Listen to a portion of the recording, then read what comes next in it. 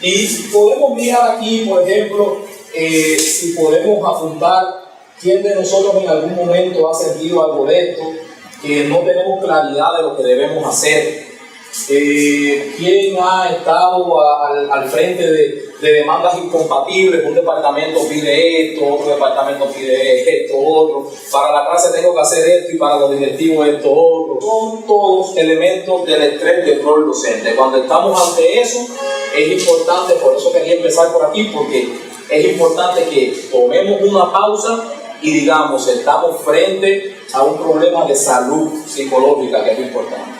Y tenemos que rediseñar nuevas cosas, ¿no?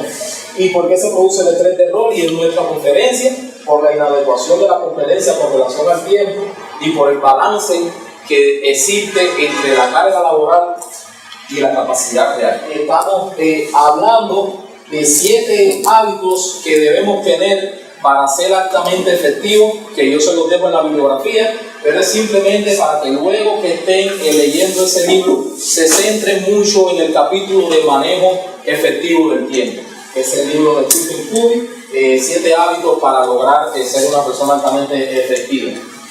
Organizándolo en esta matriz de lo urgente, lo importante, que es lo que nos permite luego llegar y tener concreción en la planificación. Estaremos hoy entonces viendo de manera general un proceso, organizar el proceso pedagógico en función de las demandas de los tiempos y la demanda de los estudiantes, pero vamos a hacer 2 cosas muy concretas. Hay 2 cosas muy concretas que vamos a hacer ahí. Y eso tiene que ver con explorar el trabajo docente metodológico, que tiene muchas aristas, pero nosotros vamos a centrarnos hoy en la autopreparación del docente y vamos a centrarnos en la preparación de la asignatura, y también vamos a estar viendo elementos de planeación estratégica. Por eso que este objetivo general está desplegado en estos 2 objetivos específicos que vamos a estar reflexionando, ¿no? Entonces, yo quisiera que me digan en 5 minutos, está abierto el espacio, a partir de la reflexión de qué es el aprendizaje, qué es para ustedes el aprendizaje, y le pongo esta guía intencionadamente porque en la literatura, el abordaje epistemológico del aprendizaje y la gestión del aprendizaje está situando estos elementos como aprendizaje por competencia. Entonces, mi pregunta es, ¿cómo estamos hoy reflexionando en torno al aprendizaje, que es luego el final o el resultado de la planeación docente estratégica? Y es interesante este punto. Se han introducido elementos de la complejidad, de lo holístico, configuracional, elementos de y esa visión que nos ofrece la profesora es interesante porque hay teorías elitistas donde hay que ser casi experto para entrar a un programa de formación, y esta teoría y este elemento que ella nos está confrontando sobre la experiencia y lo que reconocemos como modelo argumental de que esa experiencia es síntesis también de las creencias y de las vivencias, entonces quizás todo sujeto tenga potencialmente la posibilidad de desarrollar su aprendizaje, y ahí estaríamos los docentes. Solamente una reflexión para que se quede. Tenemos hoy una posición epistemológica referido al aprendizaje, no es para contestar, es para reflexionar. O sea, cuando hablamos de aprendizaje, estamos situados en una perspectiva, hemos hecho un análisis de eso, que al final son los que llamamos logros, que se van a incorporar a las categorías que ustedes han venido dando de objetivos, de contenido. Se incorporan estas categorías de logros que realmente, o sea, ¿de dónde estamos mirando el aprendizaje hoy? Cuando queremos lograr algo en el estudiante, esa complejidad podemos atraparla en indicadores de aprendizaje, en competencias específicas, o también un poco nuestras prácticas pudieran estar diluidas en esa infoxicación actual de teorías, de perspectivas, de paradigmas. Solamente reflexionando porque en estudios que hemos realizado en otros lugares nos llama la atención cómo entre nosotros los docentes muchas veces no tenemos una posición epistemológica construida, sólida, de hacia dónde apunta el aprendizaje. Y por eso es que también estamos dialogando, ¿no? y desarrollando estas cosas.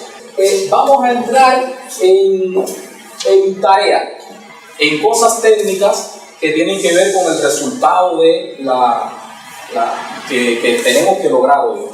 Y tienen que ver con qué estamos consiguiendo con trabajo docente metodológico.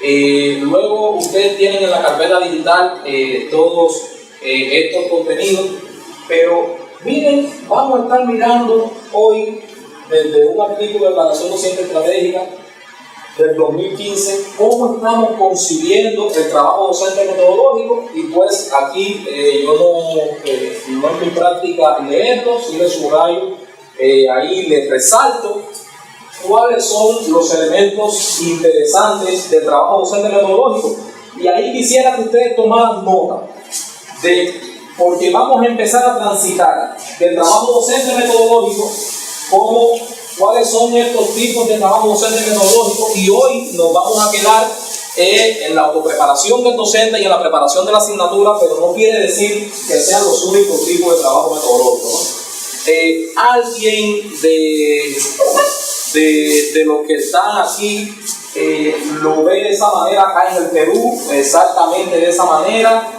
o solamente para saber los conocimientos previos. En vez de trabajo docente metodológico, también ustedes tienen sus regulaciones que lo pautan. El trabajo docente metodológico, o cada escuela tiene su realidad, cómo hacen el trabajo docente metodológico en las escuelas. Entonces, este trabajo docente metodológico, vamos a estar mirando tipos fundamentales del trabajo docente metodológico. Estamos detenidos en el trabajo docente metodológico porque, miren qué curiosidad, las universidades que mejor están situadas en el ranking de universidades a nivel mundial, una de sus claves de éxito es el trabajo docente metodológico, porque es lo que permite no ser, o sea, es lo que de una vez por todo echa por tierra la espontaneidad, que vamos a estar mirando más tarde, que no tiene que estar reñido la espontaneidad.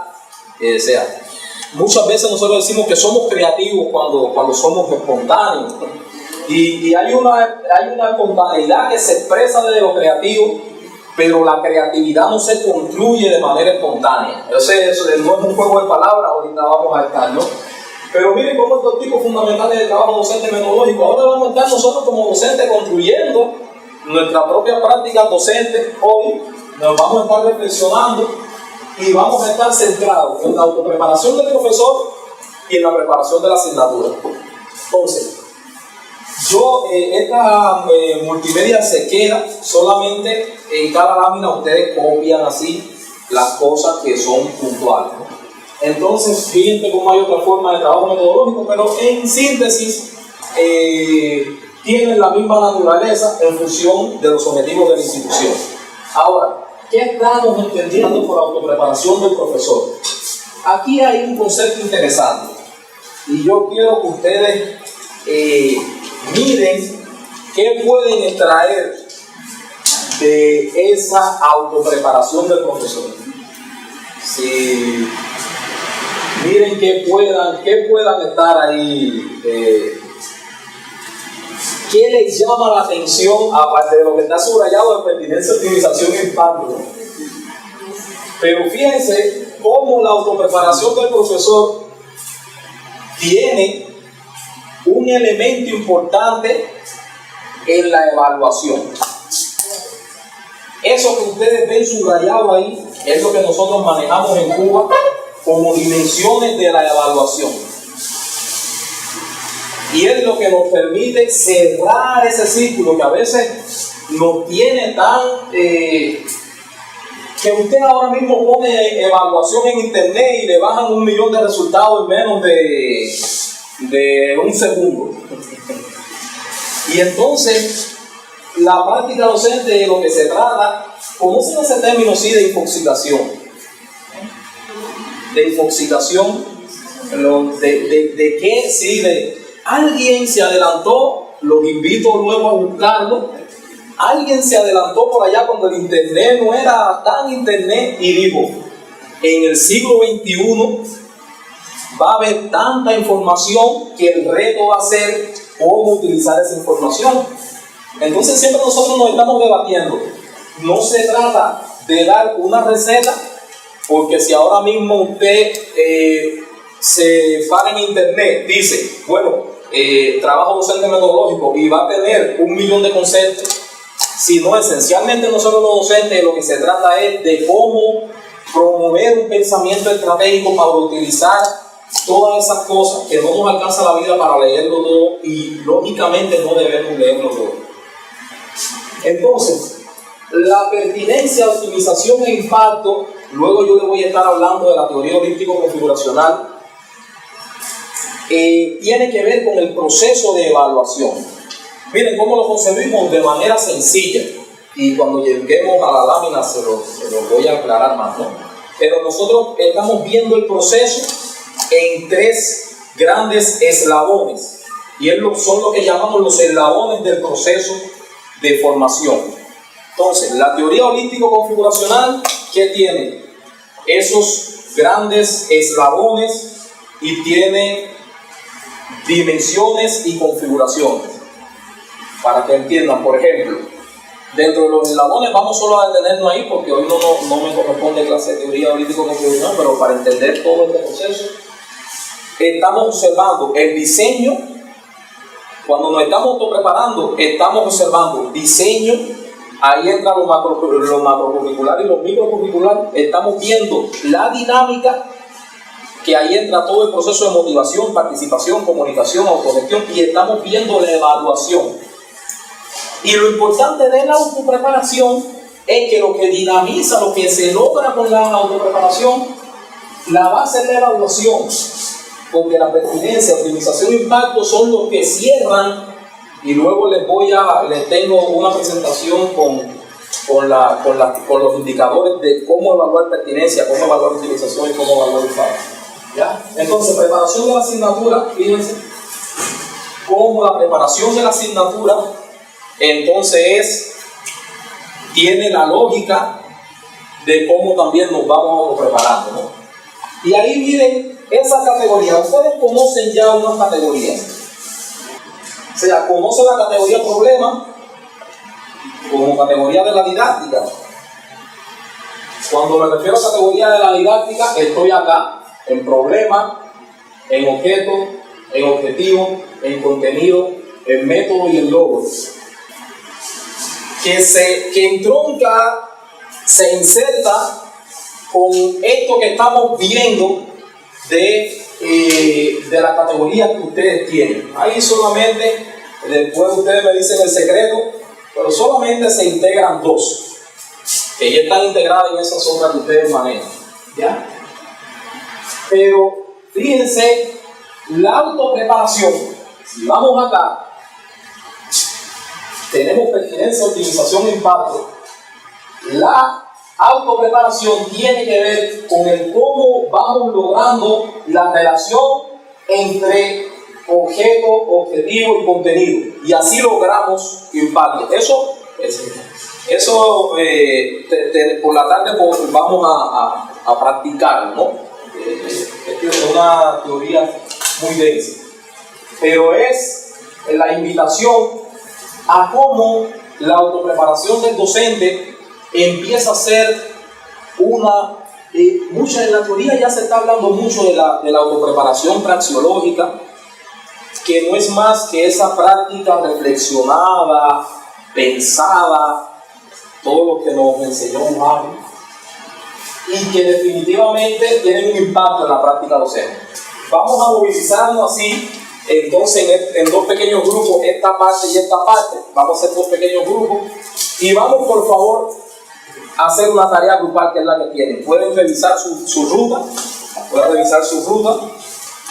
hay un grupo 1 que va a hacer la tarea de autopreparación. Se pueden agrupar aquí. Si ustedes quieren virarse solamente, ustedes pueden venir. Ustedes van a hacer el grupo de la autopreparación y ustedes van a hacer el grupo de la preparación de la asignatura.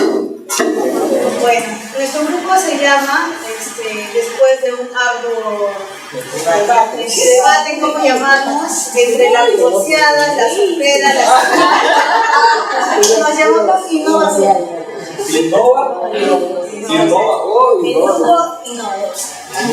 Bueno, en conceptualización de la autopreparación, nosotros hemos hecho una lluvia de ideas y nos ha surgido este concepto, que es la voluntad personal de actualizar tus conocimientos científicos y tecnológicos con la finalidad de mejorar tu práctica pedagógica y lograr un mejor proceso de enseñanza-aprendizaje.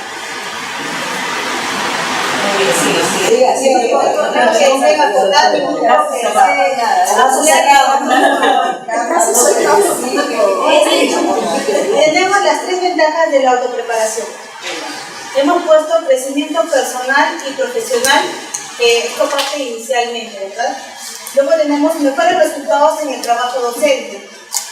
Y finalmente tenemos la innovación. Esas son las 3 ventajas que tenemos. Muy bien, aquí con las 3 ventajas hacemos algo, y es que las 3 ventajas de la autopreparación es el regalo que le da este grupo al grupo de la preparación de la asignatura.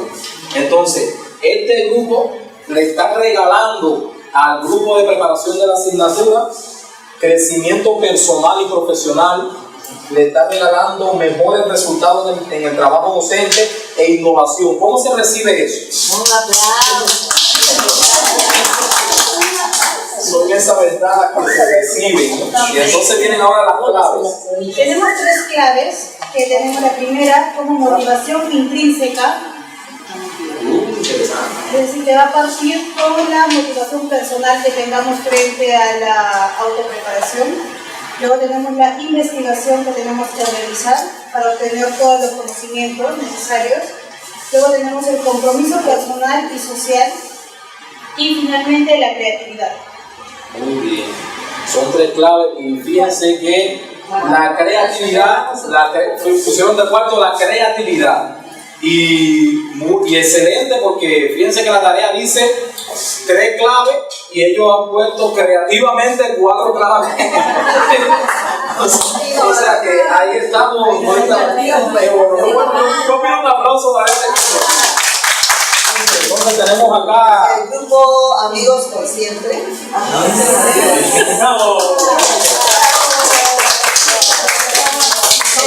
Nos ha tocado el tema preparación de la asignatura y hemos hecho la definición: proceso de planificación curricular en función a las competencias del futuro profesional en base a un modelo pedagógico institucional. Esa es la definición de preparación de la asignatura. Las ventajas de la preparación de la asignatura serían: permite validar procesos y recursos para el logro de las competencias, optimizar el tiempo del aprendizaje, orienta la regulación del proceso de enseñanza-aprendizaje. Muy bien, entonces aquí sucede que estas ventajas de la preparación de la asignatura es el regalo que le da el equipo de Amigos por Siempre a Innova Group. Y ellos, al parecer, con esa autopreparación, como es un binomio, luego vamos a ver cómo esa autopreparación es un binomio con la preparación de la asignatura. Al parecer, con esta autopreparación ellos van a estar logrando validar procesos y recursos en el logro de las competencias, van a lograr optimizar el tiempo del aprendizaje y van a lograr orientar la regulación del proceso de enseñanza-aprendizaje. ¿Cómo se recibe eso?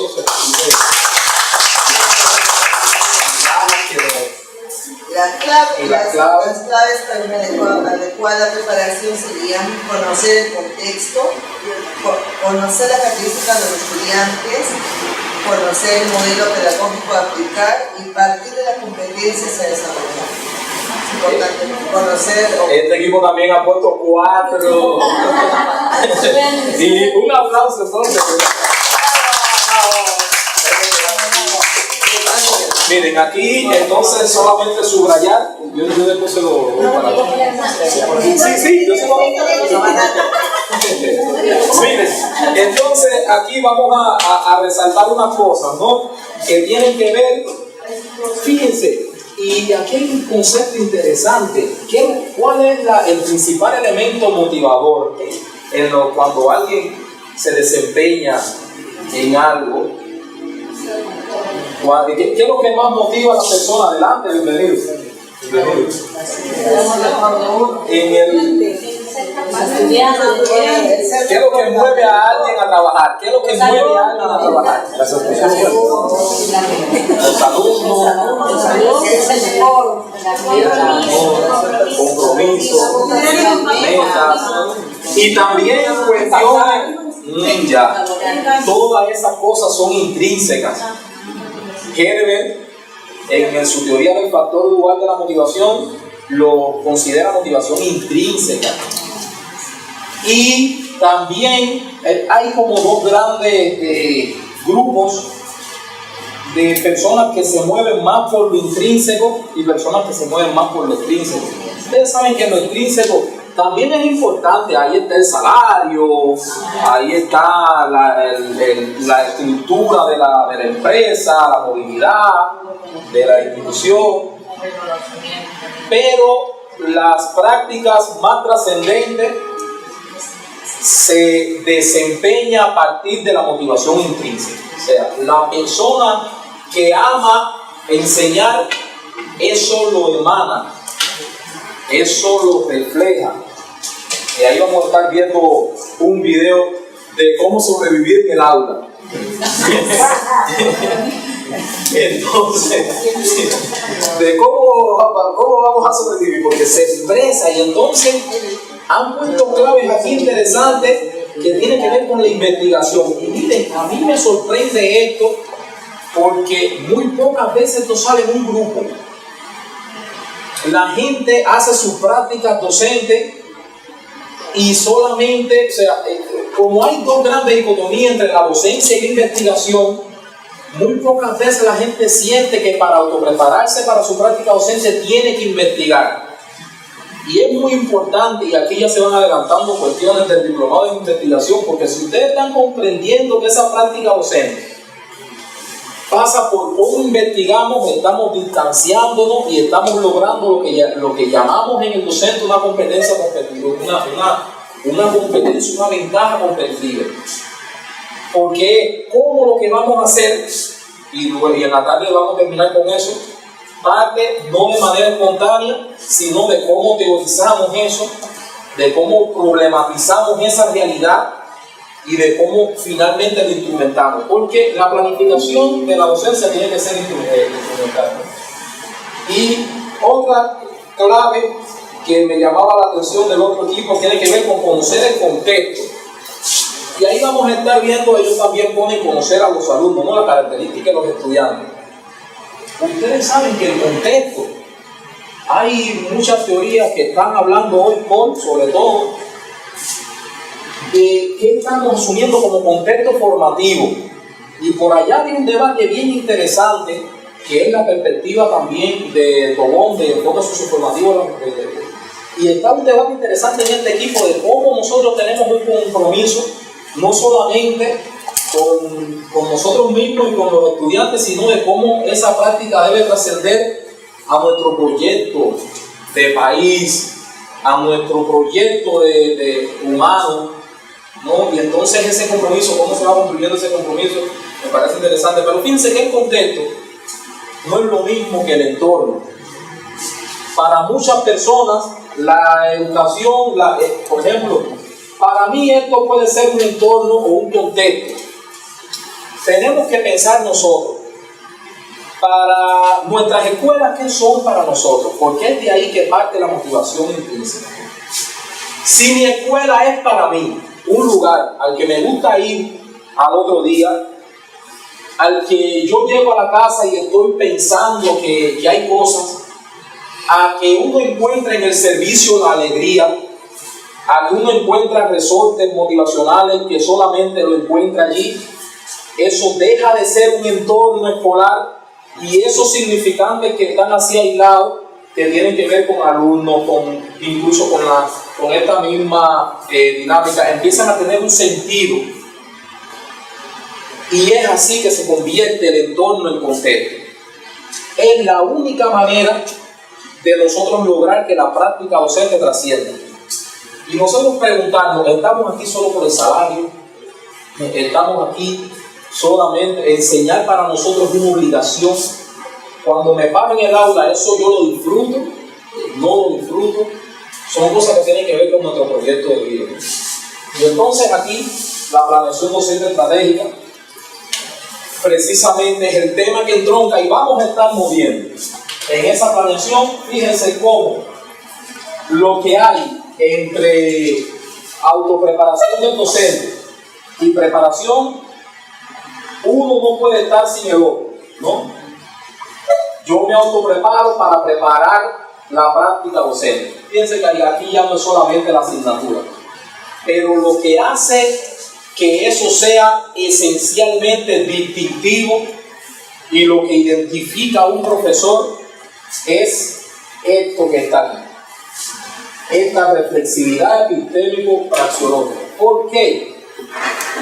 Porque nuestras clases, miren, si nuestras clases, yo ahora lo que les digo algo, miren, si cuando vamos a preparar una clase, nosotros no revisamos nada de cómo está eso hoy en el mundo, es de una mala clase.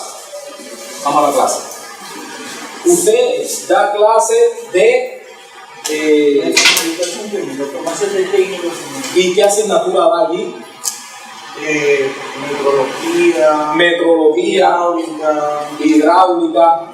Puede ser que cuando él vaya a dar su clase de metrología, su asignatura de metrología, obligatoriamente no puede este año hacer el mismo sílabo que el año que viene, pero no simplemente por compromiso, sino porque ya el año que viene no, el mes que viene, ustedes han escuchado esto del tiempo, de la caducidad de los sílabos. Miren, los sílabos que yo hago hoy, ya el mes que viene pueden estar obsoletos. En el sentido de que hoy lo que estamos dando de metodología, ahora mismo lo que estamos dando, puede que mañana salga una teoría que refute todo eso que estamos dando. Entonces, de lo que se trata es de que siempre hay que preparar la práctica, y una cosa que casi nunca hacemos es pensar nuestra práctica. Y entonces aquí hay dos cosas interesantes, ¿no? que son la reflexión en la acción. Eso sí quisiera porque es el reto nuestro, reflexionar sobre la acción. Esto que está acá, praxeológica, es cómo estamos pensando ya el momento de pararnos en el aula. Muchas veces, y es uno de los casos que ustedes tienen en la carpeta digital, oigan, yo no sé si les pasa, pero sobre todo en países muy desarrollados, puede que haya un profesor que con todas las cosas que tienen, la gente dice, ¿cómo se la ingenia? Pero para preparar esa clase, porque hay un rubro que tiene que ver con la reflexión pensada de la práctica en el arte. Entonces, difícilmente un profesor se pare con sus conocimientos que tenga previo, eso lo van a ver en su carpeta digital, porque tiene que pensar esa práctica. Y esto es lo que le estaba explicando al grupo. Miren, nosotros tenemos diferentes roles y que todos tienen que ser desarrollados. Cuando nos autopreparamos, estamos, el llamado concepto de intrarrol es esa preparación para nosotros.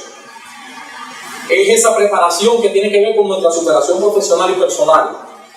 Pero cuando estamos en el interrol, estamos pensando en el estudiante, estamos pensando en el objeto de la profesión, estamos pensando en qué estudiante quiero desarrollar.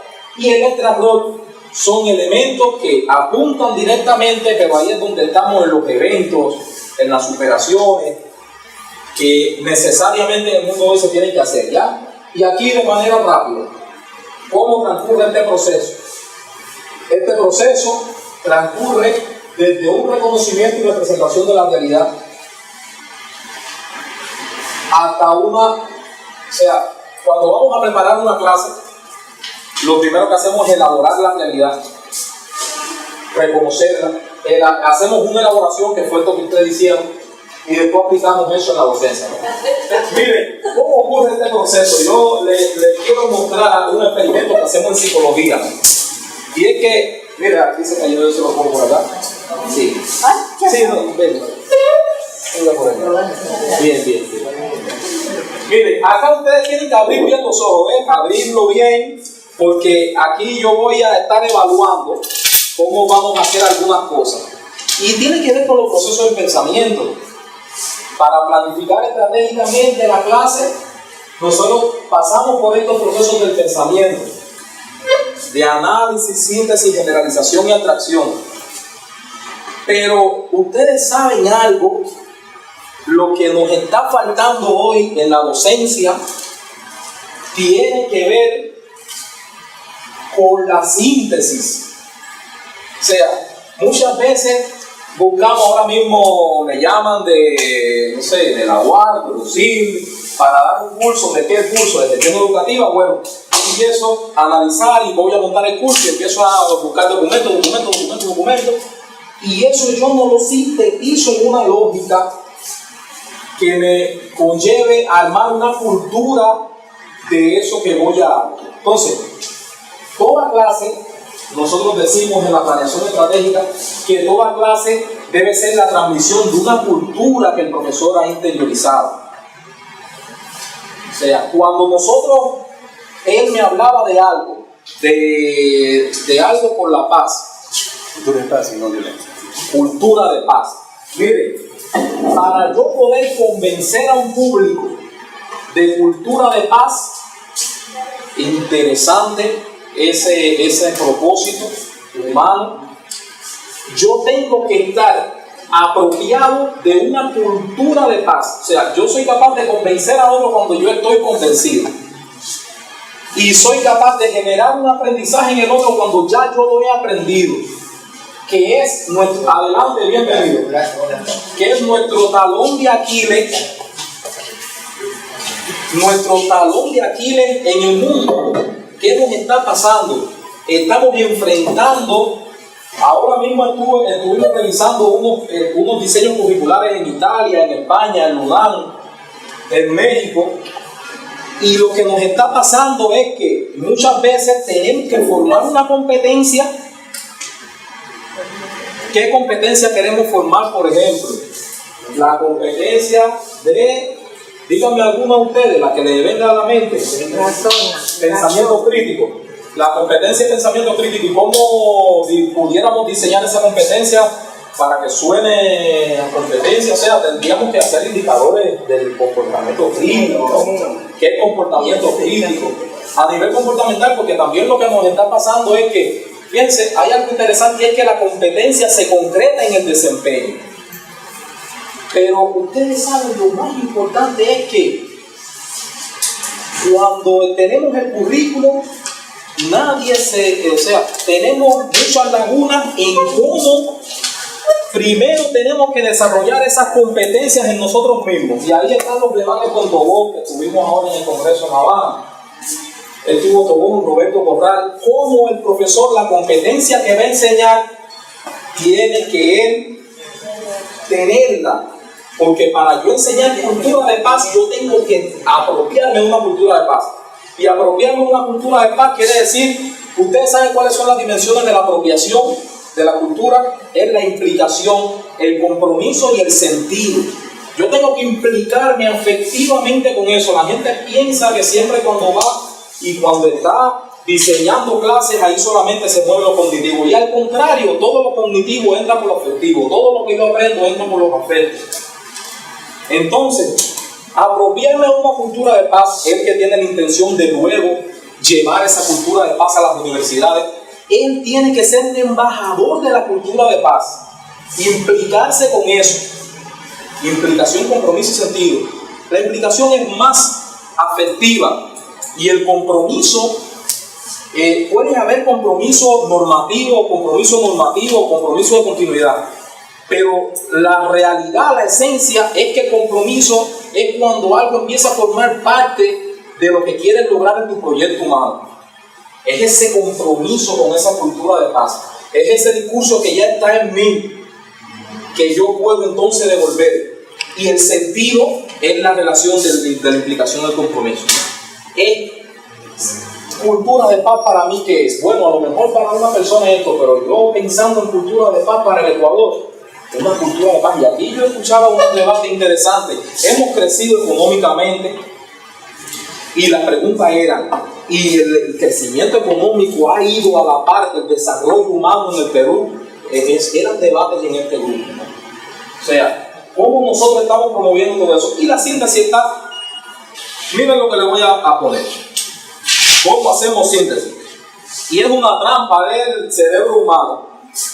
Y es por eso que la planeación no puede ser espontánea, porque el proceso de síntesis del cerebro, la gente dice, bueno, los psicólogos adivinan cómo piensa la persona. No, yo no puedo adivinar lo que usted piensa. Yo lo que sé es cómo funciona lógicamente su mente, pero no puedo averiguar cómo piensa. Ahora, yo sí sé cómo funciona y cuáles son los procesos lógicos del pensamiento, ¿no? En el proceso de planeación, lo que nos está faltando es cómo organizamos la información estratégicamente para un fin.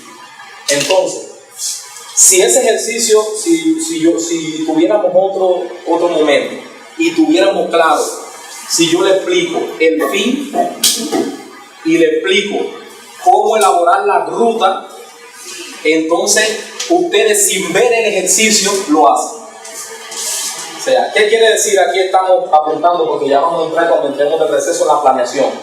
Estamos apuntando a cómo desarrollar en nuestra preparación de la clase el proceso de síntesis. Lo que ha revelado la mayor dificultad es que cuando nosotros estamos diseñando, ya vimos que una dificultad está en la síntesis y otra dificultad está en qué queremos lograr. Es por eso tan importante el logro, porque es que muchas veces certificamos una competencia y no tenemos los indicadores de que realmente se ha desarrollado esa competencia. Y es por eso que el logro es una categoría didáctica importante, porque es la que mueve hacia dónde yo voy a diseñar mi clase. Es la que realmente, donde se concreta la competencia. Es donde estamos concretando la competencia. Entonces aquí tenemos que lo espontáneo contra lo planificado, ya se lo había adelantado, y tiene que ver esto con los procesos genéricos de la investigación. Fíjense que aquí no estamos hablando de investigación científica únicamente, como me preguntaba un colega. Aquí estamos hablando de investigación en sentido general. ¿Cuáles son los procesos genéricos que nos llevan a que uno pueda investigar? Y la clave de todo eso está en la sistematización. Muchas veces montamos un sílabo y no hemos teorizado lo suficiente sobre la categoría que estamos abordando. Pues vamos entonces a problematizar cómo lo han escrito, de qué manera, que ahí es donde entra lo epistemológico, que es una palabra así que a veces la gente le coge miedo, pero es sencillamente ir descubriendo la historia de la teoría de eso que se está escribiendo para entender la lógica, ¿no? De cómo ha evolucionado eso en el tiempo. Por eso es que la creatividad no está asociada directamente a lo espontáneo, sino a lo que se planifica. Nosotros tenemos claves de planeación. Por ejemplo, esto solamente ustedes lo leen, pero miren, yo sí les puedo decir una sola cosa. Lo que ustedes consideran, o sea, ¿qué valor tendrá la escuela? Tiene un valor, y miren, aquí mismo nosotros tenemos valores, tenemos estas mesas, tenemos esta técnica, pero ¿dónde ustedes ganan en sus clases? En algo que no se ve, que es la confianza que construyen con sus alumnos, el posicionamiento, la credibilidad, los principios morales, los valores, que es el gran intangible del siglo XXI. O sea, lo otro que tenemos que pensar es que nosotros, miren, quizás nos pidan y ahora vamos a ver unos sílabos, pero nosotros tenemos que ser capaces de planear lo que podemos ejecutar. Lo que podemos ejecutar. Muchas veces nos piden algunas cosas que tenemos que llenar, y después nosotros mismos decimos, bueno, esta ruta me sirve, no me sirve, y así mismo todo lo que se construye, ¿no?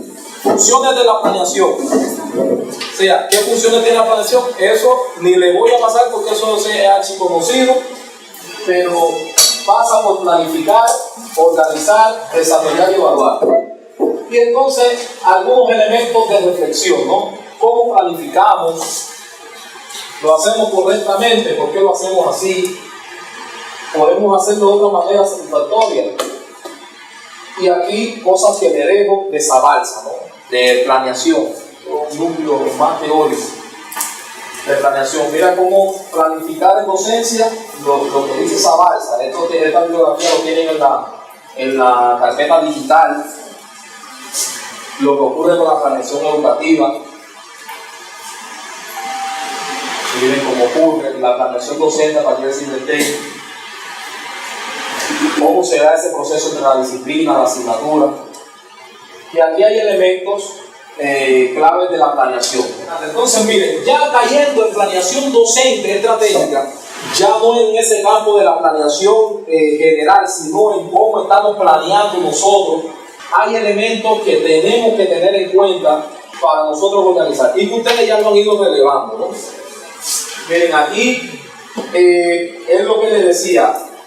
El diseño del currículum, el diseño del trabajo docente, le ponía a ustedes, tiene que pasar por las intenciones que ustedes tengan como educadores, ¿ya? Por esas intenciones como educadores. Esto en algún momento les voy a decir que empieza de abajo hacia arriba y se desarrolla de arriba hacia abajo, pero aquí lo que estamos haciendo es, en alguna clase posterior, se puede desarrollar. Miren, aquí nosotros tenemos procedimientos. ¿Y qué nosotros tenemos? ¿Cómo nosotros vamos concretando la teorización? Lo que yo te había hablado de la teorización. ¿Cómo nosotros teorizamos? ¿Qué proceder vamos a utilizar cuando teorizamos? Bueno, es una relación dialéctica de procedimiento.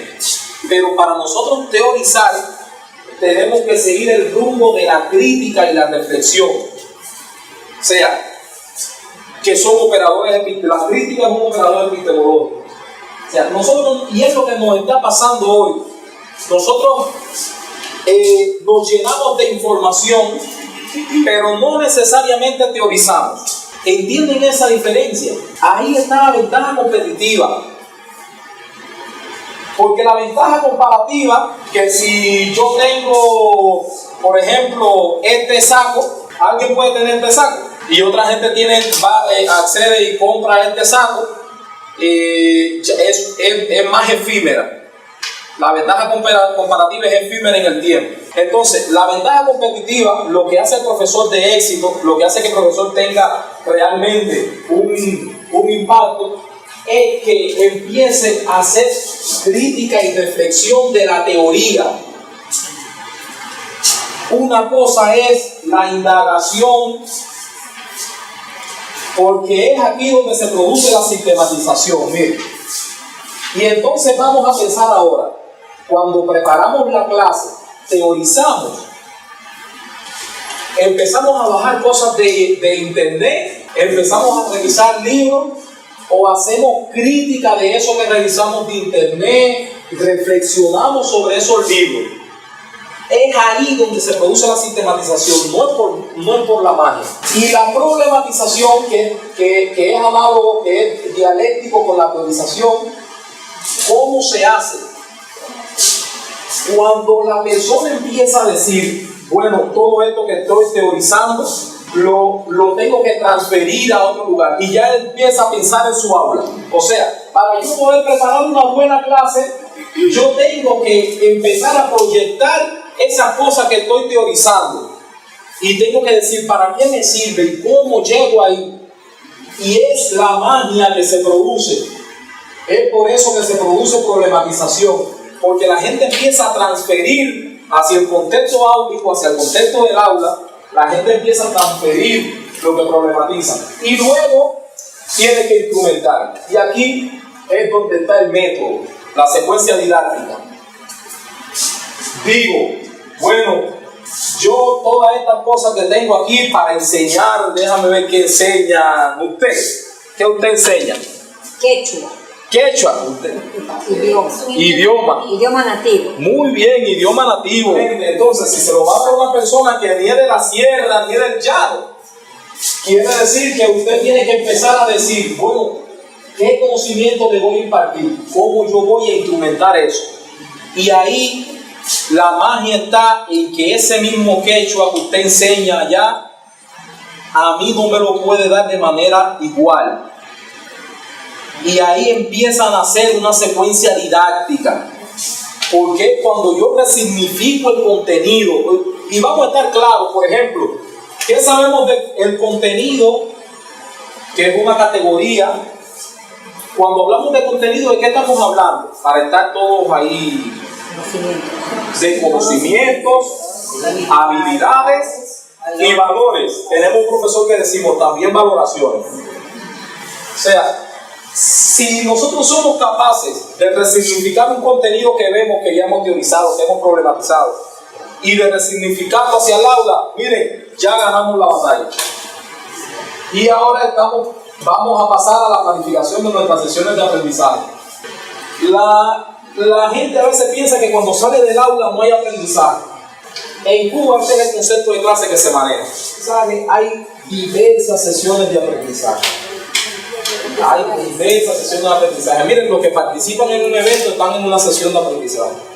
Los que están elaborando un artículo están en una sesión de aprendizaje. Ahora, el INACAP que dice guía de apoyo y logro de aprendizaje. Fíjense, los tipos de clases, la conferencia, la clase práctica, el seminario, la clase de encuentro, la práctica, que no es lo mismo que la clase práctica, la clase de laboratorio y el taller. El éxito de la clase está en tener claro el objetivo. Miren, la mayor parte del tiempo de la planificación estratégica, ya eso sí estadísticamente comprobado, está en la elaboración del objetivo de la clase. Entonces, aquí parece, según la revisión, que hay tres grandes lugares o tres grandes elementos para planear, para la planificación docente.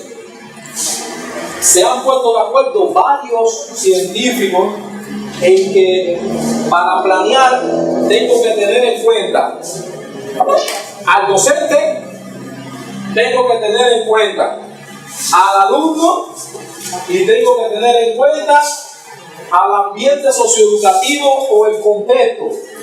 Hay varios elementos de la clase que se dan. Mire, y yo tengo que renunciar a esto porque voy a hacer esto. Yo tengo que renunciar a lo otro. Y es el contexto, ¿no? Pero fíjense, ¿qué factores considerar para estructurar el tiempo destinado a la clase? Todo lo que tiene que ver con alumnos, tipos de recursos de enseñanza, si ustedes lo saben. Ahora, de cara a la planificación de la clase, es importante destacar esto que está aquí, es la modelación. Y esto aquí es lo lúdico formativo.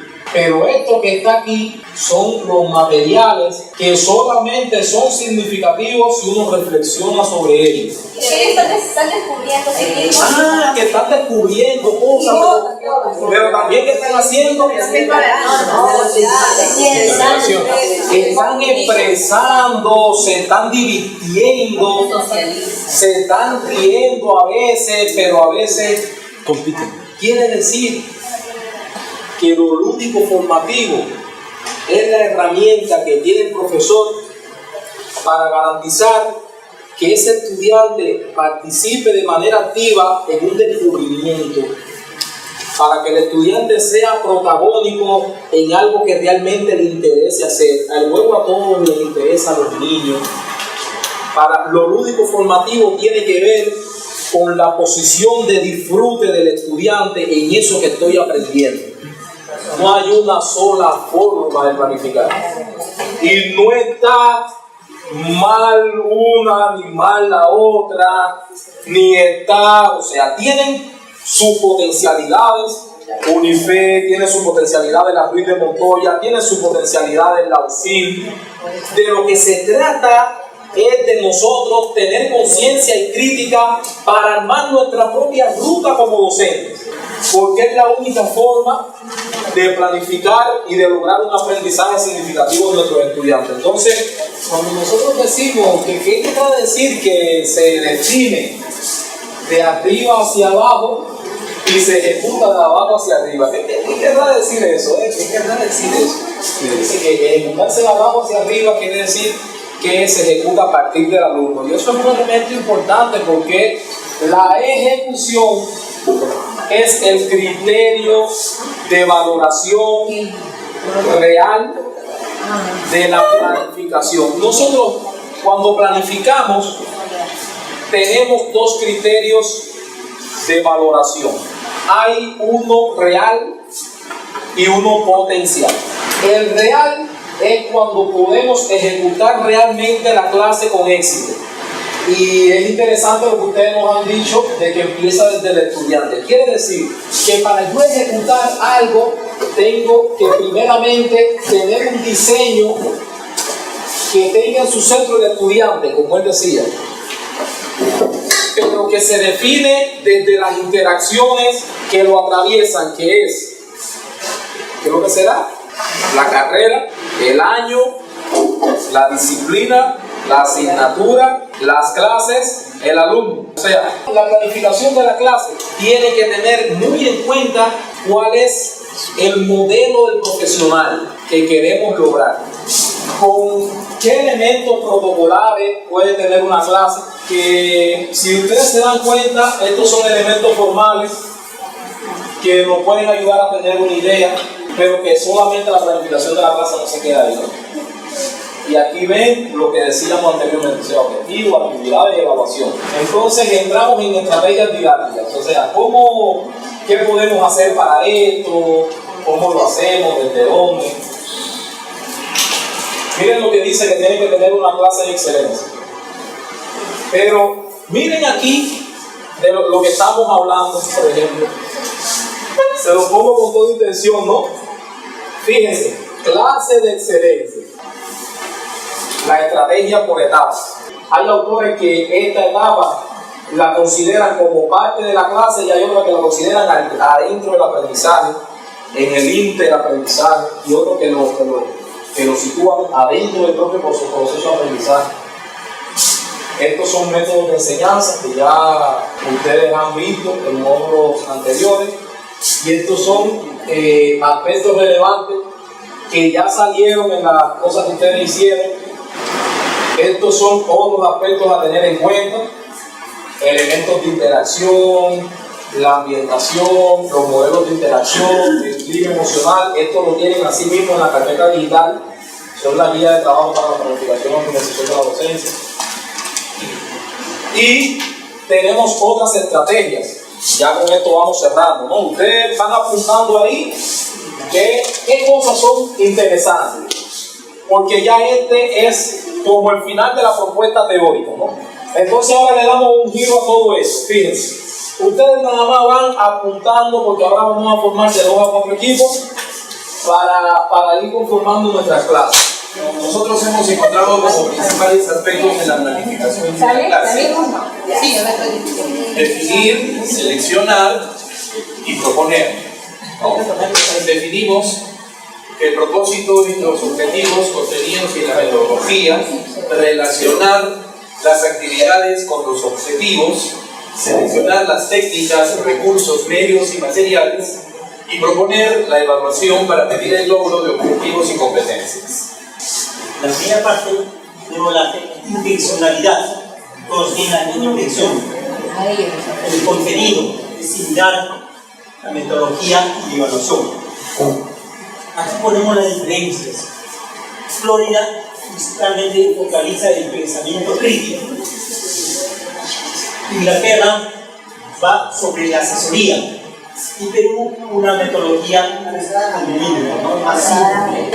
Respecto al diseño, hemos considerado el esquema del título, qué tiempo nos va a durar esta sesión de clase, y también ponemos la competencia, la capacidad, el valor y el desempeño que vamos a evaluar. El propósito de la clase. Primero ya la secuencia didáctica y los medios materiales.